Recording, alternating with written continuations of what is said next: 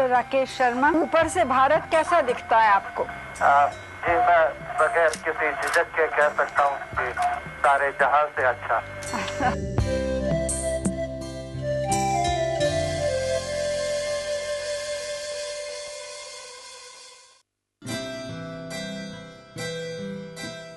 भारतवर्ष यानी विश्व की प्राचीनतम सभ्यताओं की धरती, एक ऐसी धरती जहां से ज्ञान, अध्यात्म, समाजशास्त्र, राजनीति की एक ऐसी प्राचीन परंपरा जिसने विश्व का मार्गदर्शन किया। सिंधु घाटी सभ्यता से लेकर 21वीं सदी तक भारत की महान समतामूलक समाज में पुरुषों के साथ साथ महिलाओं का अक्षुण्ण योगदान हमारी विरासत को और मजबूत करता है। देश की सशक्त नेतृत्व क्षमता ने अपने त्याग, तपस्या और बलिदान से देश के ताने बाने को महज मजबूत ही नहीं किया बल्कि अपने खून से सींचा भी।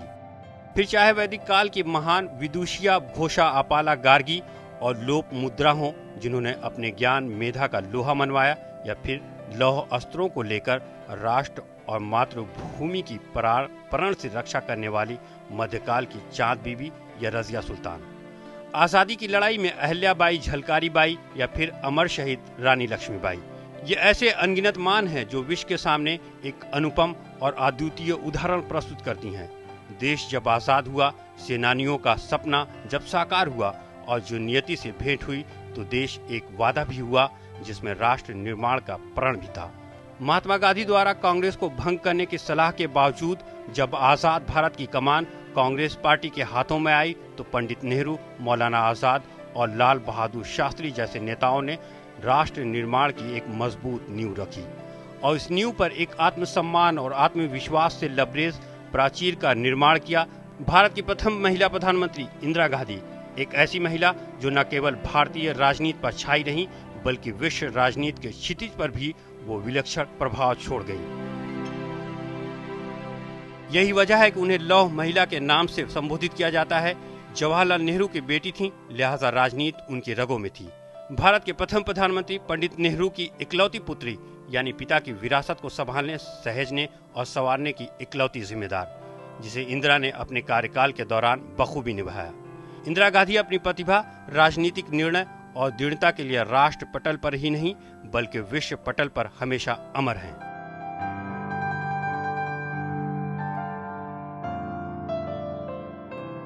और एक मायने में वो सारी तीसरी दुनिया की महान नेता के तौर पर उभरी। इंदिरा गांधी और भारत का नाम एक दूसरे का पर्याय बन गया। माँ बीमार रहती थी, पिता जेल में रहते थे। वो जैसे एक आम फैमिली होती है कि भाई माँ बाप लड़की बैठे रोज़ इकट्ठे, तो ऐसे मौके कम हुए होंगे। She was a lonely child. 19 नवंबर 1917 को इलाहाबाद में इंदिरा प्रियदर्शनी का जन्म हुआ। यह भारतीय राजनीति का वो संधिकाल था जब आज़ादी की लड़ाई में गांधी का युग शुरू हुआ और कालांतर में पीढ़ीगत बदलाव मोतीलाल नेहरू से जवाहरलाल तक हुआ, यानी वो स्वशासन से संपूर्ण स्वराज का दौर। इस दौर ने आम भारतीयों की धमनियों में स्वतंत्रता, स्वाभिमान और स्वावलंबन के रक्त का संचार किया। लिहाजा इसी दौर की उपज इंदिरा गांधी को इतिहास ने आयरन लेडी कहा। पिता जवाहर और बापू के सानिध्य से इंदिरा में राष्ट्र प्रेम की उत्कट भावना जागी और भारतीय राजनीति की धुरी बन चुके आनंद भवन से ही उन्होंने राजनीति का ककहरा सीखा। मात्र 11 साल की उम्र में उन्होंने ब्रिटिश शासन का विरोध करने के लिए बच्चों की वानर सेना बनाई और अपनी नेतृत्व क्षमता का परिचय दिया। 1936 में मां कमला नेहरू की मृत्यु के बाद वो राजनीति में सक्रिय हुई। 1938 में वो औपचारिक तौर पर इंडियन नेशनल कांग्रेस में शामिल हुई। सन 1942 के भारत छोड़ो आंदोलन में भाग लेकर उन्होंने 13 महीने जेल में बिताए। इस बीच प्रखर राष्ट्र प्रेमी उत्तर प्रदेश की राजनीति में किसान आंदोलन के पुरोधा तथा सूबे की राजनीति में एक अहम मुकाम रखने वाले कांग्रेसी नेता फिरोज से इंदिरा प्रियदर्शनी का विवाह हुआ। विवाह के साक्षी अनेकों स्वाधीनता संग्राम सेनानी महात्मा गांधी के आशीर्वाद से नव दंपत्ति को गांधी उपनाम मिला। लिहाजा इंदिरा प्रियदर्शनी इंदिरा गांधी बन गई। देश जब आजाद हुआ और नेहरू प्रधानमंत्री बने तो 1947 से 1964 तक नेहरू के सानिध्य में रहकर उन्होंने राजनीति की पेचीदगियां बेहद करीब से सीखी।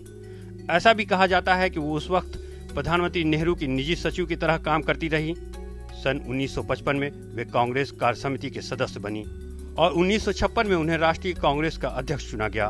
1964 में जवाहरलाल नेहरू की मृत्यु के बाद जब लाल बहादुर शास्त्री ने देश की बागडोर संभाली तो उन्होंने इंदिरा गांधी को अपनी कैबिनेट में शामिल कर सूचना एवं प्रसारण मंत्रालय की जिम्मेदारी सौंपी।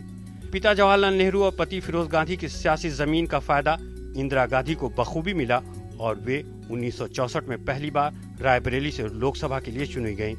जय जवान जय किसान का नारा देकर राष्ट्र की सीमाओं पर उठी चुनौतियों का मुंहतोड़ जवाब देने वाले लाल बहादुर शास्त्री की अगुवाई का ज्यादा लंबा वक्त देश को नहीं हासिल हुआ क्योंकि नियति को कुछ और ही मंजूर था। 1966 में ताशकंद में धरती के लाल की असामयिक मृत्यु से देश में नेतृत्व का संकट पैदा हो गया। कांग्रेस नेता विहीन थी। ऐसे में सभी बड़े नेता प्रधानमंत्री पद की दौड़ में थे। एक नाम पर सहमति बनना नामुमकिन था, लिहाजा पार्टी के बुजुर्ग और बारीक राजनीति के माहिरों के सिंडिकेट ने अनुभव विहीन इंदिरा के नाम पर यह सोचकर मुहर लगा दी कि उनसे अपने मन मुताबिक शासन और कामकाज कराना आसान रहेगा। शास्त्री जी अब ताशकंद में मर गए तो उस वक्त कौन सा हो बाद में तो मोरारजी भाई ने एक अपोज तो किया, लेकिन क्योंकि कांग्रेस ही ज़्यादा उनके साथ थी मेंबर तो इसलिए इलेक्शन भी हुआ, वो जीती उसमें। इस वक्त कामराज थे, नंजगलिप्पा थे, संजीवा रेड्डी थे, सब ने इनकी मदद की तो इसलिए वो मेजॉरिटी में आई और वो एक डेमोक्रेटिक तरीके से आई। इंदिरा गांधी पहली प्रधानमंत्री थी जो लातीनी अमेरिका तक गई। भारत का झंडा 18-20 हजार किलोमीटर दूर दक्षिण अमेरिका में, लातीनी अमेरिका में उन्होंने पहली बार फहराया। गुट निरपेक्ष आंदोलन को इंदिरा गांधी ने नई धार दी। उन्होंने स्वयं एक गुट निरपेक्ष सम्मेलन भारत में आयोजित किया। अपनी कुशाग्र बुद्धि और जुझारू स्वभाव के कारण शीघ्र ही इंदिरा ने अपने स्वतंत्र आधिपत्य स्थापित कर लिया। धर्म में ये नहीं है कि लड़ाई करें। हर धर्म ने भाईचारा सिखाया है, प्रेम और करुणा सिखाई है। और उस धार्मिक रास्ते पे अगर देश चले तो एक नया समाज हम बना सकते हैं। हमें याद रखना है कि ये जब आजादी का दिन है तो आजादी केवल एक दफे पाने से रह नहीं जाती है, हर समय उसके लिए लड़ना होता है। सन 1966 में जब इंदिरा गांधी प्रधानमंत्री बनी, कांग्रेस दो टुकड़ों में विभाजित हो चुकी थी। मोरारजी देसाई उन्हें गूंगी गुड़िया कहा करते थे। 1967 के आम चुनाव में कांग्रेस लगभग 60 सीटें खोकर 545 सीटों वाली लोकसभा में 297 सीटें हासिल की। इंदिरा गांधी प्रधानमंत्री बनी और मोरारजी देसाई को उप प्रधानमंत्री और वित्त मंत्री का जिम्मा सौंपा। 1969 में मोरारजी देसाई के साथ अनेक मुद्दों पर असहमति के बाद भारतीय राष्ट्रीय कांग्रेस विभाजित हो गई।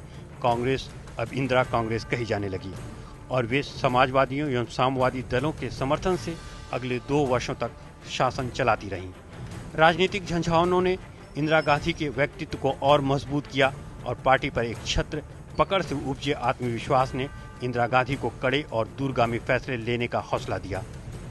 जो गरीब लोग थे साउथ के, उसको अम्मा कहते थे, अम्मा के कह के, तो उनके ऊपर बहुत प्रभाव था। उनको लोगों को फीलिंग थी कि हमारे लिए हमारा जो कोई सेवियर है तो वो इंदिरा गांधी है। इंदिरा गांधी का नाम भारत की तरह सारी दुनिया में फैल गया। गूंगी गुड़िया अब प्रखर राजनेता बन चुकी थीं और इंदिरा गांधी ने तत्कालीन राजघरानों के प्रीवी पर्स को समाप्त करने और बैंकों का राष्ट्रीयकरण करने जैसा साहसिक फैसला लिया। Intervention, public sector units. So the economy was fettered at that time. It was a closed economy. We had a closed economy at that time. And अगर आप उस ज़माने में देखें 60s और 70s और 80s में, तो जो हमने मॉडल किया था वो कुछ somewhat socialistic मॉडल था। The poor of this country needs special help and the state must intervene. I think that part she was familiar with. Privi purse के तहत लगभग 400 राजघरानों को 1947 के बाद से ही सरकार की ओर से एक धनराशि दी जाती थी और राजे रजवाड़े को दी जाने वाली पेंशन समाप्त कर इंदिरा गांधी ने सामंतशाही पर लोकशाही के विजय की पृष्ठभूमि लिखी। ये ऐसे ऐतिहासिक फैसले थे जिनसे लोकतांत्रिक समाजवादी गणराज्य की अवधारणा, स्वरूप और ढांचा अधिक मजबूत हुआ और जनसामान्य का आर्थिक समावेश शुरू हुआ। चिंता नहीं है कि मैं जीवित रहूं या नहीं रहूं, और जब तक मुझमें सांस है तब तक सेवा ही में जाए, और जब मेरी जान जाएगी तो मैं कह सकती हूँ कि एक एक खून का खतरा जितना मेरा है, वो एक एक खून एक भारत को जीवित करेगा। कुछ एक राजनेताओं को यह सौभाग्य हासिल होता है कि वे विश्व इतिहास में अपना अध्याय जोड़ सकें, और दुर्लभ नेता ऐसे हैं जो इतिहास और भूगोल दोनों बदल देते हैं, और ये दोनों सौभाग्य हासिल हुआ आयरन लेडी कही जाने वाली इंदिरा गांधी को।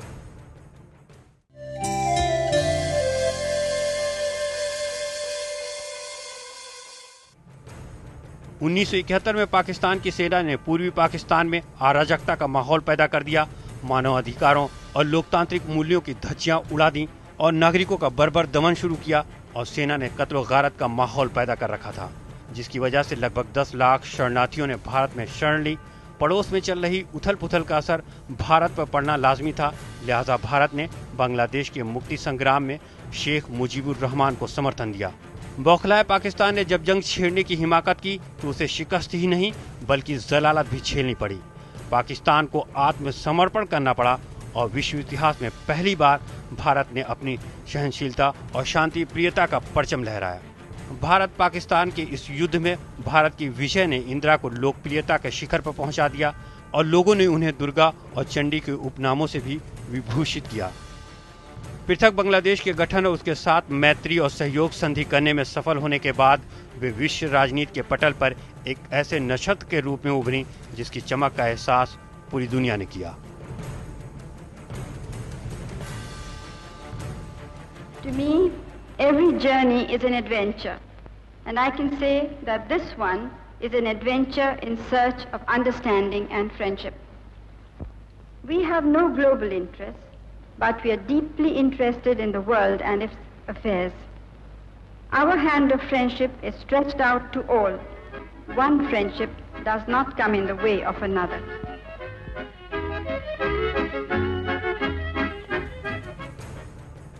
मजबूत इच्छा शक्ति के भरोसे पार्टी और आम जनमानस में गहरी पकड़ बना चुकी इंदिरा गांधी का राजनीतिक आभा मंडल 1971 के आम चुनाव परिणामों से और निखर कर सामने आया। इंदिरा हटाओ मुहिम और गरीबी हटाओ नारे के बीच लड़ा गया ये चुनाव इंदिरा गांधी के लिए शक्ति परीक्षण सरीखा था। गरीबी हटाओ का नारा जनता को बेहद चमत्कारी लगा और जनता ने इंदिरा को सिर आंखों पर बिठाया। पहली बार इंदिरा गांधी अपने बल पर सत्ता में आई, साथ ही इंदिरा गांधी कांग्रेस की सर्वे सर्वा भी बन गई। चुनाव भले ही जीत लिया हो, लेकिन जन आकांक्षाओं का दबाव सिर पर था। चुनाव परिणामों से वे गरीबों की मसीहा बनकर उभरी और जनता को नेहरू की बेटी से चमत्कार की उम्मीद थी, लेकिन वो अपेक्षाओं पर खरी नहीं उतर पा रही थी। हर तरफ अराजकता, भ्रष्टाचार का बोलबाला बढ़ता जा रहा था। जन आकांक्षाओं के बढ़ते दबाव के बीच जब स्थितियां विस्फोटक हो गईं, तो इंदिरा गांधी ने एक महाविस्फोट कर विरोधियों को स्तब्ध कर दिया और पूरी दुनिया को हिला दिया। शांति, अहिंसा, बंधुत्व के पोषक भारत द्वारा परमाणु विस्फोट कर संभवतः बुद्ध भी मुस्कुराए। अमेरिका और अन्य अनेक पश्चिमी राष्ट्रों ने भारत पर तरह तरह के दबाव डाले, लेकिन फौलाद इरादों से बनी इंदिरा ने झुकना नहीं सीखा था। भारत का परमाणु परीक्षण वैश्विक परमाणु सामंतवाद को सीधी चुनौती थी। कुछ एक देशों की चौधराहट को माकूल जवाब भी था। इंडिया और इंदिरा दोनों का कद दुनिया की नजर में अब अलहदा था। वैश्विक मंचों पर भारत की बुलंद आवाज और सशक्त उपस्थिति को अब नजरअंदाज नहीं किया जा सकता था। The United Nations is the trustee of the world's peace and represents the hopes of mankind. Its very existence gives a feeling of assurance that the justice of true causes can be brought fearlessly before the world. This assembly and the agencies of the United Nations should, in all that they do, sustain those hopes and promote the causes of peace. 1974 के परमाणु विस्फोट ने भारत को दुनिया की छठी महाशक्ति बना दिया। वो 5 बड़ों के क्लब में अब धमक बना चुका था। विश्व राजनीति के पटल पर इंदिरा गांधी को नए आयाम मिले, लेकिन साथ ही साथ देश अनेक समस्याओं से दो चार था। कुछ अच्छी योजनाओं के साथ ही महंगाई, भ्रष्टाचार, देश की आर्थिक समस्याएं, अनधिकृत झोपड़ियों को हटाना, तथा जबरिया परिवार नियोजन को बढ़ावा देना सरकार के ऐसे फैसले थे जिनसे जनमानस में आक्रोश था। देश में उनके विरुद्ध तेजी से असंतोष बढ़ा, देश का सियासी पारा बढ़ता जा रहा था और 25 जून 1975 की गर्म दोपहरी में ये पारा अपने चरम पर तब पहुंच गया जब इलाहाबाद हाई कोर्ट ने राजनीतिक विरोधी राजनारायण की याचिका पर इंदिरा गांधी को चुनाव अभियान में अनियमितताओं का दोषी ठहराते हुए उनके निर्वाचन को अवैध करार दिया। राजनीतिक संकट की इस घड़ी में उनके इस्तीफे की मांग बढ़ने लगी। इतिहास ने करवट ली। इंदिरा गांधी ने ऐतिहासिक गलती की। आंतरिक असंतोष जैसी स्थिति का हवाला देते हुए विरोधियों पर काबू पाने के मकसद से इंदिरा गांधी ने आपातकाल की घोषणा कर दी। संविधान सभा और नियति से भेंट में किए गए वादों की धज्जियां उड़ गईं। लोकतंत्र का शोक तंत्र अब दुनिया के सामने था। मौलिक अधिकारों का ही नहीं, मानव अधिकारों के हनन का एक दुखदायी और लंबा दौर चला। विरोधियों ने इसे लोकतंत्र की निर्मम हत्या कहा तो वहीं समर्थकों ने इसे अनुशासन पर्व। इमरजेंसी का दौर आ गया, उसमें कुछ दुर्भाग्यपूर्ण भी घटनाएं हुई। लोकनायक जयप्रकाश नारायण, मोरारजी देसाई, अटल बिहारी वाजपेयी, लाल कृष्ण आडवाणी समेत अनगिनत ऐसे लोकप्रिय नेताओं को जेल में डाल दिया गया जिनसे सत्ता को चुनौती मिल सकती थी। इंदिरा गांधी के इस राजनीतिक फैसले ने लोकतंत्र ही नहीं, उनके निजी व्यक्तित्व पर भी दाग लगा दिया।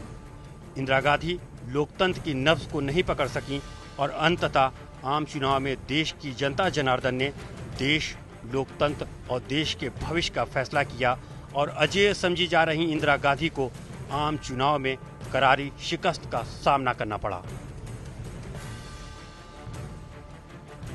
1977 में मोरारजी देसाई के नेतृत्व में जनता पार्टी की सरकार बनी। राजनीतिक घटनाक्रमों के चलते जुलाई 1979 में मोरारजी ने त्यागपत्र दे दिया तो चौधरी चरण सिंह प्रधानमंत्री बनाए गए। अंतर विरोधों के चलते जनता पार्टी सरकार नहीं चला सकी और देश को 1980 में आम चुनाव से दो चार होना पड़ा। आपातकाल बीते अभी 3 साल भी नहीं हुआ था कि बिखरे विपक्ष और राजनीतिक परिस्थितियों को देख जनता ने एक बार फिर इंदिरा गांधी में अपना भरोसा जताया और अपने सभी विरोधियों को परास्त करते हुए इंदिरा गांधी ने प्रधानमंत्री के रूप में सफलतापूर्वक वापसी की। 1982 में नई दिल्ली में एशियाई खेलों का आयोजन, 1983 में दिल्ली में गुटनिरपेक्ष राष्ट्रों का शिखर सम्मेलन, इन वैश्विक आयोजनों ने देश की चमक और प्रतिष्ठा में इजाफा किया। सोवियत संघ जैसे विश्वस्त और समय की कसौटी पर खरे मित्र देश से मधुर संबंध बनाकर भारत ने वैश्विक मुद्दों पर अपनी राय बेबाकी से रखा। परमाणु शक्ति संपन्न देश का गौरव दिलाने वाली इंदिरा गांधी की सोच के विस्तार का अंदाजा इसी से लगाया जा सकता है कि उन्होंने भारत सोवियत अंतरिक्ष कार्यक्रम के तहत देश को गौरव की नई ऊंचाई दिलाया। अंतरिक्ष के अनंत विस्तार से पहली बार किसी भारतीय ने पूरी दुनिया को देखा और जब इंदिरा गांधी ने पूछा कि कैसा दिखता है हिंदुस्तान अंतरिक्ष से, तो जवाब था सारे जहां से अच्छा। क्वाड्रन लीडर राकेश शर्मा, सारे राष्ट्र का ध्यान आपके तरफ है और हम सब आपको बधाई देते हैं। यह एक ऐतिहासिक कदम है। मेरी आशा है कि इससे हमारा देश अंतरिक्ष के प्रति जागरूक होगा। भारत के नागरिक होने के नाते आपको धन्यवाद देता हूं और मेरे क्रू मेंबर्स भी मेरे साथ आपको धन्यवाद देते हैं। ऊपर से भारत कैसा दिखता है आपको? जी, मैं बगैर किसी झिझक के कह सकता हूं कि सारे जहां से अच्छा। 80 के दशक में इंदिरा गांधी देश ही नहीं दुनिया की ताकतवर नेताओं में गिनी जाने लगी थीं। देश के सामने अलगाववाद की समस्या मुंह बाए खड़ी थी और आतंकवाद नासूर का रूप ले रहा था। सर्वाधिक चुनौती पंजाब से थी और चुनौतियों से माकूल मुकाबला करना इंदिरा गांधी की पहचान बन चुकी थी। देश की अखंडता के मद्देनजर एक कड़ा निर्णय लेते हुए ऑपरेशन ब्लू स्टार का सफल क्रियान्वयन आतंकवाद के इस दंश से मुक्ति दिलाने वाला रहा, लेकिन व्यक्तिगत तौर पर इंदिरा गांधी को इसकी भारी कीमत चुकानी पड़ी। 31 अक्टूबर 1984 को उनके अंगरक्षकों ने उन्हें अपनी गोलियों का शिकार बनाया। विश्वासघात की इस नई और हैरत अंगेज इबारत से देश ही नहीं दुनिया दंग थी। Attempt was made on the life of the Prime Minister, Mrs. Indira Gandhi, at her New Delhi residence this morning. She was immediately rushed to the All India Institute of Medical Sciences, where doctors immediately started attending on her. Cabinet ministers and several MPs present in the capital rushed to the hospital. A large crowd is waiting outside the medical institute. An extra security ring has been thrown around the Prime Minister's residence. Mr. Rajiv Gandhi, who was on a tour in West Bengal, is flying back to Delhi. The President, Gyani Zail Singh, who is now on a visit to the Yemen Arab Republic, was informed of the assassination attempt a few minutes before he took off from Sana'a on his way back home. He is expected to arrive in the capital this afternoon. The Union Cabinet is meeting in an emergency session this afternoon to review the situation. देश एक प्रिय नेता खो चुका था। आतंकवाद के बीच से उपजे वैमनस्य के भाव ने पूरे देश, खासकर उत्तर भारत को अपने चपेट में ले लिया था और साल 1984 इंदिरा गांधी की शहादत और सिख विरोधी दंगा का पर्याय बन गया। करीब 1.5 दशक तक देश की प्रधानमंत्री रही इंदिरा गांधी का शासनकाल बेहद उपलब्धिपूर्ण और उतार चढ़ाव भरा रहा। रूसी क्रांति के साल में पैदा हुई इंदिरा गांधी का व्यक्तित्व किसी क्रांतिकारी से कम न था। हरित क्रांति के जरिए देश को अकाल और दुर्भिक्ष के दौर से निकाला तो ही स्वाभिमानी, स्वावलंबी और सशक्त देश के रूप में भारत को विश्व के मंच पर पहचान दिलाई। सामाजिक न्याय, गरीबों की पैरोकार इंदिरा ने धर्मनिरपेक्ष राजनीति को बढ़ावा देकर देश की गंगा जमुनी तहजीब को परवान चढ़ाया। इंदिरा गांधी एक ऐसी शख्सियत थी जिन्होंने देश का इतिहास बदला, बांग्लादेश बनाकर विश्व का भूगोल बदला।